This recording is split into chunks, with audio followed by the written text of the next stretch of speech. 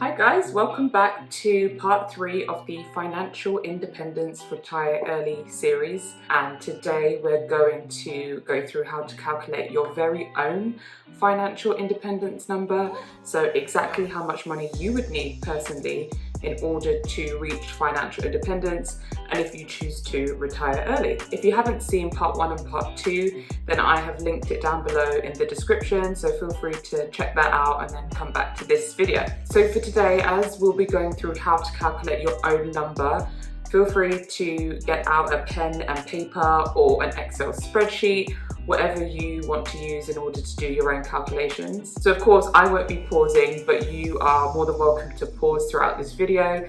So for each step, if you need to do some calculations, then pause and press play again when you're ready to move on to the next step. So let's get right into it and start with step 1. So step 1 is to decide your FIRE approach or your FIRE type. So in my previous video, I did talk about the 4 types of FIRE, which include lean FIRE, coast FIRE, fat FIRE, and barista FIRE. So if you're listening and you have no idea what I'm talking about, then I've linked it above now and I've linked it in the description. Go back to the second video so you can decide which approach suits you the best. What do you think you would want to choose? And the reason why you need to decide on an approach is because it really does change your overall FI number. So once you've figured that out, and if you've got that in mind, you're like, yep, I'm barista FIRE, or yep, I'm fat FIRE, then we can move on to step 2. Step 2 is to calculate your monthly expenses. Now, for anyone who already has a budget, then of course this is pretty much easy to do because you have a budget spreadsheet, you know how much your monthly expenses are, and so all you need to do is pull those numbers so you're halfway there. For those of you who don't have a budget, we are going to go through a quick and dirty budget right now so we can break down exactly how much your expenses are on a monthly basis. So for your monthly expenses, you will need to add up your housing costs, your utility bills, any transportation costs, groceries and household miscellaneous or household staple items, any insurances that you have, and any subscriptions that you just absolutely can't live without. This is where the FIRE approach comes into play. So if you are looking towards fat FIRE, the list that I've just gave wouldn't be enough. You would need to add in things such as holidays and maybe a luxury car, luxury items. So your budget would be a bit fatter than somebody else because you are looking for fat FIRE. If your approach is lean FIRE, then you may not include subscriptions. So Netflix, Spotify, whatever it is, you probably won't need to include that because your approach is lean FIRE and you may not have a million subscriptions that are even necessary. Also, you may have a low grocery budget and a housing budget, so again, this does play into the type of FIRE you are looking into. And do remember, even though we are using our current expenses as the basis, we are actually trying to think ahead to when we would reach financial independence. So if you have a 10-year plan, you need to try and think 10 years from now, what would your life look like? Obviously, we don't have a crystal ball, we don't know, so this is an estimate, but you may know certain things. You may have kids right now, and in 10 years' time, you will no longer need to pay for childcare because they'll be in full-time education, and that's not something you'll need to worry about. Or you may have a FIRE goal within 20 years, for instance, and you've only got 18 years left on your mortgage. So in that case, housing costs wouldn't even be applicable to you because you would be mortgage free. So there are some things you need to consider here. Try to think ahead to where you will be by the time that you FIRE, whether it's 5, 10, 15, 20 years from now. You need to try and think ahead. Of course, as I said, you're not going to know exactly, but get a rough estimate of where you think you'll be and the types of expenses that you may have. Another key thing that you may have noted is I didn't include debt in these expenses, and that's because if you are trying to reach FIRE, financial independence, debt doesn't go well with that. You can't be in debt and be financially independent. So you would need to work towards getting out of debt first, that when you do reach financial independence, debt doesn't even come into play. Step 3 is to decide your withdrawal rate. So this is where the 4% rule comes into play. If you've ever heard of the 4% rule, this is what it's talking about. So essentially, there is a famous study called the Trinity Study, which I have also linked below in my description so that you can check this out for yourself.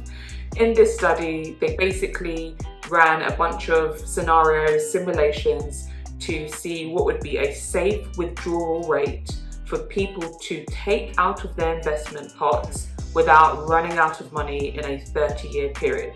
So the safest withdrawal rate according to this study was 4%. So that means on a yearly basis, once you've reached F.I.R.E, you would withdraw 4% of that investment pot and you would live off of that.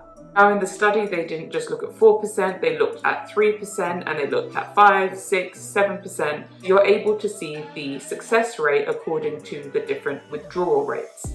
So this is a personal decision. Some people like to be more conservative, so they like to go below the 4%. They will withdraw 3% from their total investment pot on a yearly basis, which means they're taking less money out of their investments. And some people would choose 5 or 6%, which means that they are taking more money out of their investments each year. So let's have a look at this table really quickly. So this is showing a portfolio that is invested 100% into stocks, and it shows the different withdrawal rates at the top, so from 3 to 10%, and it shows the amount of years that this person is withdrawing from their investment portfolio.